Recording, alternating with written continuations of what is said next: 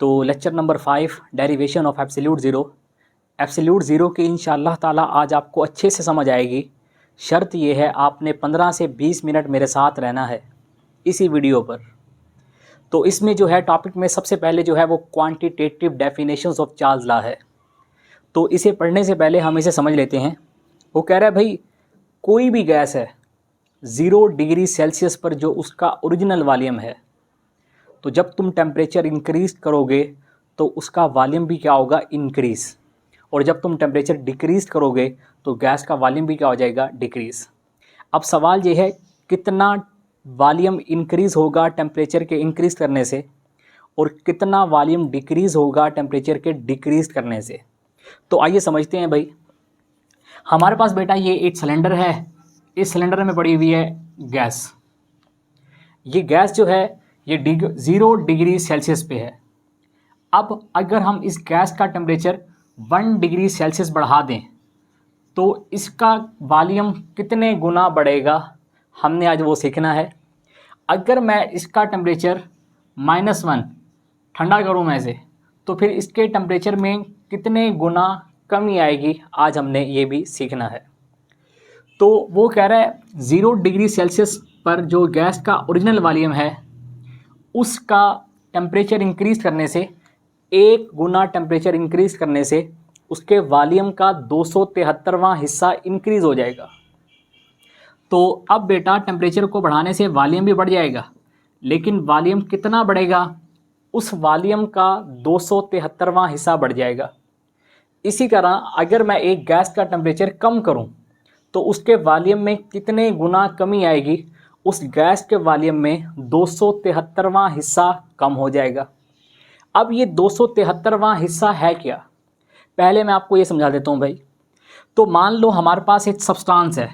Substance क्या भाई, मेरे पास जो है ना ये 100 ग्राम पड़ा हुआ है ग्लूकोज। ये हमारे पास है ग्लूकोज। मैंने आपको कहा आप इस ग्लूकोज का चौथा हिस्सा निकाल दो, तो आपने मुझे फ़ौरन जवाब दिया सर इसका चौथा हिस्सा जो है वो 25 ग्राम है। अब ये 25 आया कहाँ से, आपने जो है वो 100 को डिवाइड किया 4 पे, क्या आंसर आया भाई, 25।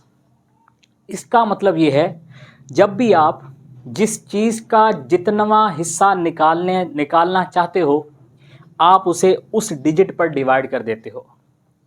तो मैं आपको ये समझाना चाह रहा हूँ, जब गैस का टेम्परेचर इंक्रीज़ करोगे तो उसका 273वां हिस्सा इंक्रीज़ हो जाएगा, और जब तुम गैस का टेम्परेचर डिक्रीज़ करोगे तो उसका 273वां हिस्सा डिक्रीज़ हो जाएगा। अच्छा, अब 273वां हिस्सा हमें कैसे पता चलेगा, अगर मुझे गैस का वॉल्यूम पता है तो फिर मैं उस वॉल्यूम को 273 पे डिवाइड करूँगा, वो उसका 273वां हिस्सा आ जाएगा। जिस तरह मैंने अभी ग्लूकोज का चौथा हिस्सा निकाला है, इसी तरह मैं अपने गैस के वॉल्यूम का 273वां हिस्सा भी निकाल सकता हूँ। शर्त यह है मुझे गैस का वॉल्यूम पता हो। तो उसने हमें गैस का वॉल्यूम 0 डिग्री सेल्सियस पे बता दी है। उसने बताया 546 सेंटीमीटर क्यूब है मेरा वॉल्यूम। गैस का ओरिजिनल वॉल्यूम मेरे पास 0 डिग्री सेल्सियस पे 546 सेंटीमीटर क्यूब है।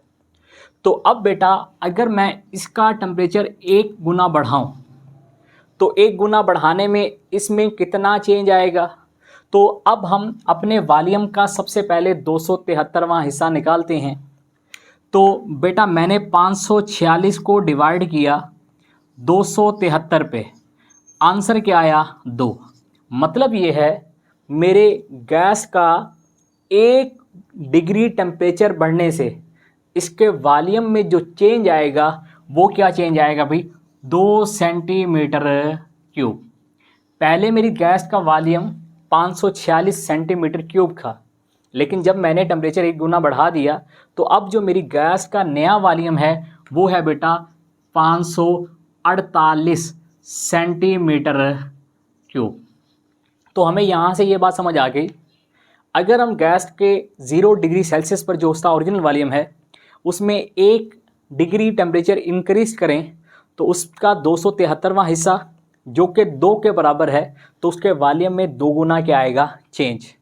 इसी तरह बेटा अगर मैं गैस का वॉल्यूम 1 डिग्री डिक्रीज़ करूं तो इसमें इसके वॉल्यूम में कितने गुना चेंज आएगा, तो वो भी क्या होगा भाई 2 सेंटीमीटर क्यूब। मतलब पहले मेरी गैस का वॉल्यूम 546 था, अब इसमें से 2 निकाल दो तो क्या बनेगा बेटा 544 सेंटीमीटर क्यूब। तो ये बेटा हमारे पास डेफिनेशन है चार्ल्स लॉ की। अच्छा, अगर आपने 273वां हिस्सा लिखना है तो उसे आपने लिखना है बटे में 1/273।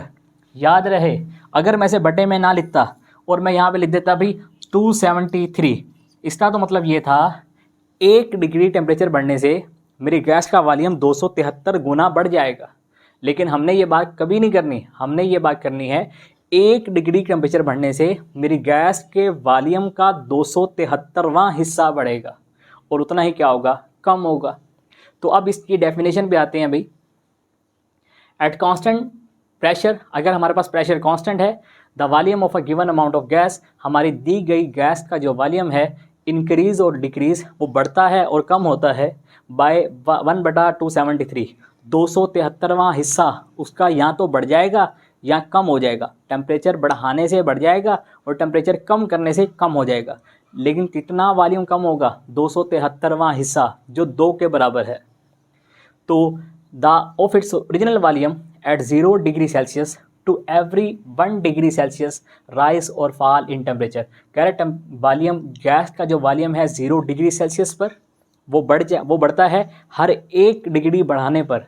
या तो बढ़ जाता है, यहाँ पर क्या होता है बेटा कम हो जाता है। टेम्परेचर बढ़ाओगे तो बढ़ जाएगा, कम करोगे तो कम हो जाएगा। तो ये बेटा क्वांटिटेटिव डेफिनेशंस है चार्ल्स लॉ की।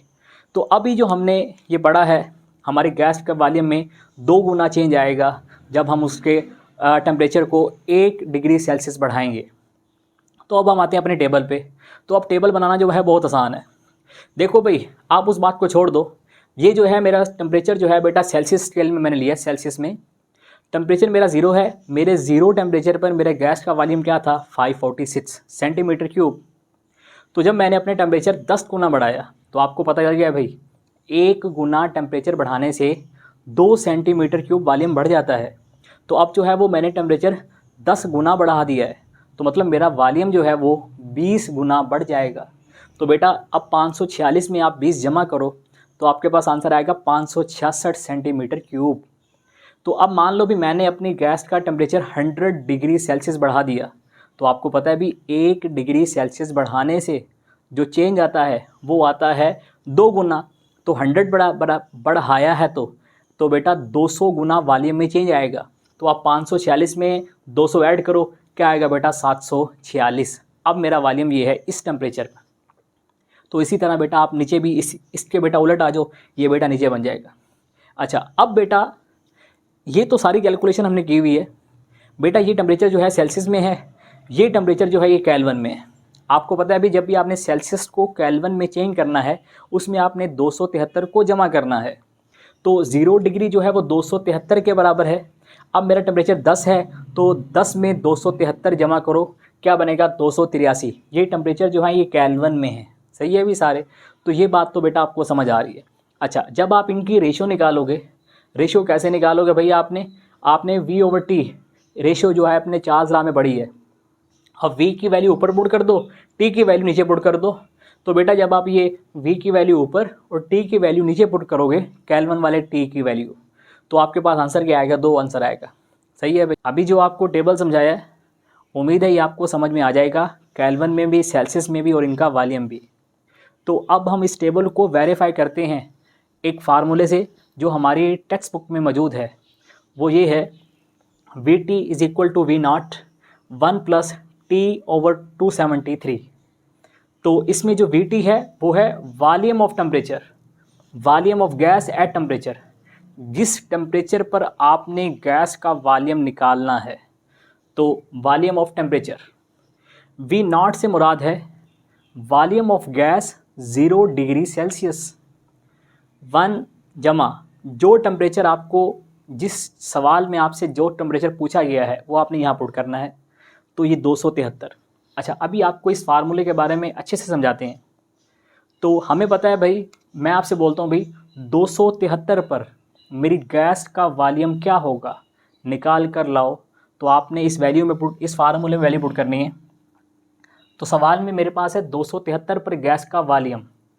तो यहाँ पे V जो है किस वॉल्यूम किस टेम्परेचर पर पूछा गया है, 273 पर। यहाँ 273 इज इक्वल टू 0 सेल्सियस पर मेरी गैस का वॉल्यूम था 546, तो यहाँ पे आएगा 546 1 प्लस, यहाँ पे टेम्परेचर भी वही डालना है जो आपसे पूछा गया है, 273 बटे में भी क्या आएगा 273, तो ये कट जाएंगे, आंसर आएगा यहाँ पे 1।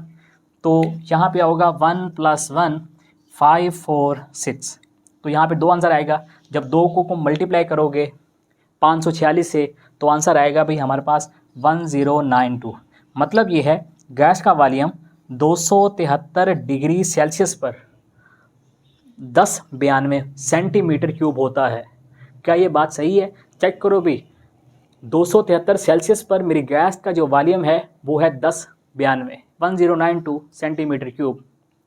तो एक बात याद रहे, यहाँ पे जो आपने टेम्परेचर पुट करने हैं वो टेम्परेचर आपने डिग्री सेल्सियस में लेने हैं, क्योंकि उसने बता दी है टी से मुराद टेम्परेचर है और टेम्परेचर जो है वो आपने लेना है सेल्सियस में, यहाँ पे आपने केल्विन में टेम्परेचर नहीं लेना।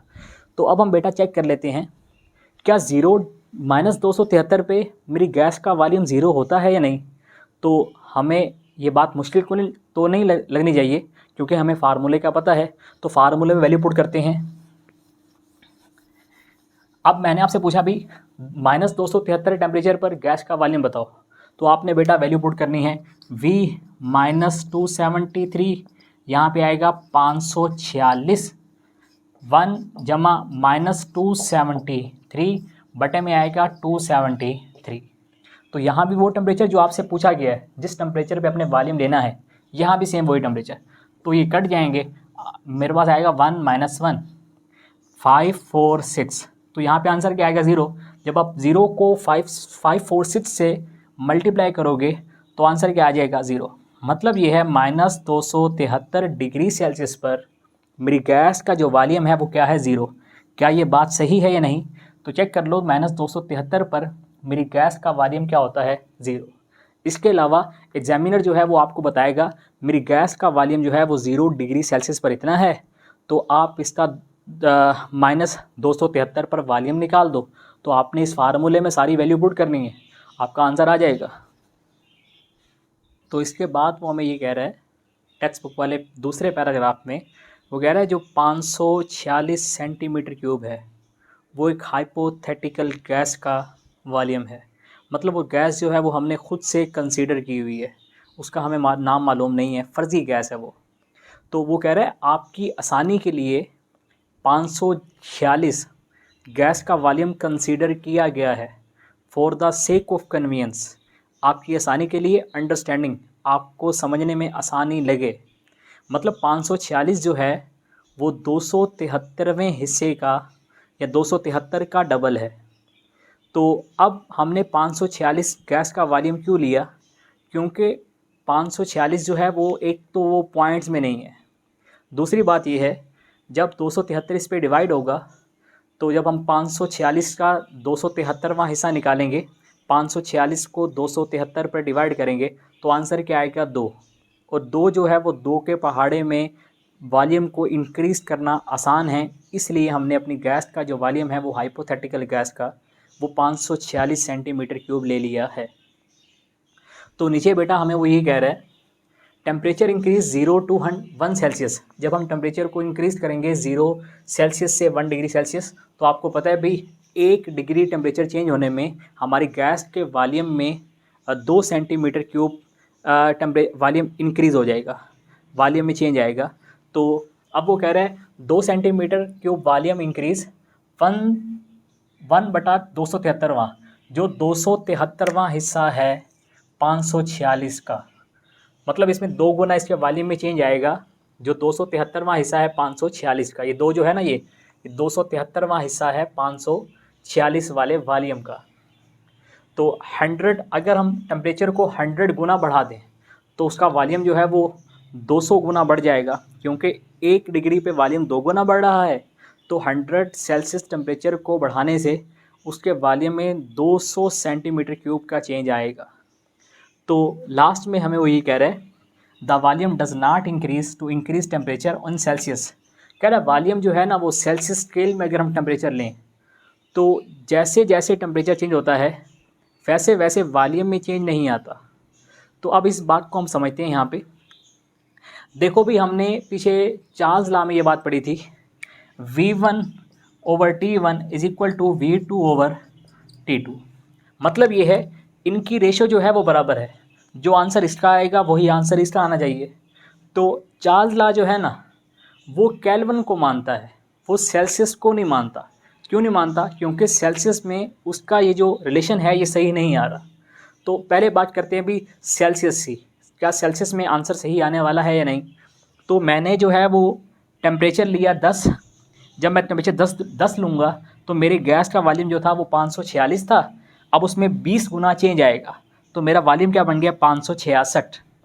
अब मैंने यहाँ टेम्परेचर लिया 100 डिग्री सेल्सियस तो मेरे वॉल्यूम में 200 गुना चेंज आएगा, मेरा वॉल्यूम क्या हो गया बेटा 746। तो अगर आप इसे डिवाइड करो तो आपके पास आंसर जो है वो आता है 56.6 और यहाँ पे आंसर आएगा 74.6। दोनों आंसर जो हैं वो इक्वल नहीं है। मतलब फिर तो चार्ल्स लॉ गलत हुआ ना। चार्ल्स लॉ ने कहा था इनिशियल वैल्यू की जो रेशो है फाइनल वैल्यू की रेशो भी वही आएगी। वॉल्यूम और टेम्परेचर के इनिशियल वैल्यू की रेशो बराबर होती है फाइनल वैल्यू की रेशो से। तो अब वो कह रहा है जो चार्ल्स लॉ है वो सेल्सियस पे एप्लीकेबल नहीं है क्योंकि सेल्सियस में आंसर भी सही आने वाला नहीं है। चार्ल्स लॉ जो है ना वो एप्लीकेबल है केल्विन पे। अब हम लेते हैं बेटा केल्विन में टेम्परेचर। तो हमारा जो वॉल्यूम जो था वो था यहाँ पे 566, टेम्परेचर मैंने यहाँ पे लिया था 10। तो अब इसे लेता हूँ केल्विन में तो इसमें 273 को जमा करूँगा। क्या आंसर आएगा भाई? ये आंसर आएगा भाई 283। तो यहाँ पे मेरा वॉल्यूम जो था वो था 746 और जो मेरा टेम्परेचर था वो था 100 में 273 जमा करो, क्या आंसर आएगा 373। अब इन्हें काट दो, यहाँ भी आंसर 2 आएगा, यहाँ भी आंसर क्या आएगा 2 आएगा। तो इससे साबित ही हुआ भाई चार्ल्स लॉ की जो वॉल्यूम और टेम्परेचर वाली रेशो है वो तब इक्वालिटी में आएगी जब आप टेम्परेचर जो है वो डिग्री सेल्सियस की बजाय किस में लो, केल्विन में। तो फिर हमें केल्विन ने एक स्केल बताया जिसे हम बोलते हैं एब्सोल्यूट ज़ीरो। एब्सोल्यूट ज़ीरो से मुराद क्या है? एब्सोल्यूट ज़ीरो से मुराद ये है जिस पे दुनिया की हर चीज़ का वॉल्यूम क्या हो, ज़ीरो, उसे बोलते हैं एब्सोल्यूट ज़ीरो। जो हमारा जो ज़ीरो है सेल्सियस वाला वो ज़ीरो नहीं है क्योंकि उसके पीछे भी बहुत वैल्यू है। फॉर एग्जांपल हम बात करते हैं सेल्सियस वाले ज़ीरो की। तो सेल्सियस वाला ज़ीरो ये है, इसके ऊपर +1 +2 +3, जबकि इसके नीचे आएगा -1 -2 -3। नीचे भी बहुत सारी वैल्यूज़ हैं, ऊपर भी बहुत सारी वैल्यूज़ हैं। हमने टेम्परेचर जब लेना है केल्विन, केल्विन में ज़ीरो का मतलब है ज़ीरो, मतलब फिर उससे पीछे कोई वैल्यू नहीं है, उससे फिर आगे वैल्यूज़ हैं। तो अगर हमारा टेम्परेचर -273 सेल्सियस पर पहुंच जाए तो वो क्या बन जाता है, 0 केल्विन। मतलब -273 सेल्सियस पर दुनिया की हर चीज़ का वॉल्यूम क्या हो जाएगा, 0, जो कि होता नहीं है। तो उसे हम क्या मानते हैं, 0 केल्विन। अच्छा, अब जो केल्विन है, केल्विन बेटा जो स्केल है हमारे पास वो स्टार्ट होता है -273 सेल्सियस से। अगर आप मोर प्रिसाइजली एक्यूरेट बात कर रहे हो तो आप ले लो भाई वहाँ पे -273.16। मतलब ये है इस टेम्परेचर पर जो है वो हर चीज़ क्या हो जाएगी, वो ज़ीरो हो जाएगी। और इसी को हम क्या बोलते हैं, 0 केल्विन, क्योंकि 0 केल्विन जो है वो एक एक्यूरेट केल्विन है। तो ये हमारे पास है अभी क्या, केल्विन। तो अब बेटा हम ये बात करते हैं अभी क्या ऐसा वाकई में है। बेटा सबसे लोएस्ट पॉसिबल टेम्परेचर जो है वो है हीलियम का। सबसे लोएस्ट पॉसिबल टेम्परेचर जो हीलियम है वो हमारे पास -269 इतने टेम्परेचर पर आकर वो कन्वर्ट हो जाती है लिक्विड में। तो ये मैं बात कर रहा हूँ सेल्सियस की। अगर बेटा मेरा जो हीलियम है, मतलब अगर मैं इस टेम्परेचर को केल्विन में चेंज करूँ तो मैं यहाँ पे लूँगा भाई, ये मेरे पास है -269 जमा 273, आंसर क्या आएगा 4 केल्विन। हीलियम गैस जो है वो 4 केल्विन पर आकर लिक्विड में चेंज हो जाती है, मतलब वो भी 0 केल्विन तक पहुंचती नहीं है। 0 केल्विन पर कोई भी चीज़ नहीं पहुंचती, तो उससे पहले पहले ही वो किस में कन्वर्ट हो जाती हैं, लिक्विड में। तो लिक्विड में टेम्परेचर चेंज करने से वॉल्यूम चेंज नहीं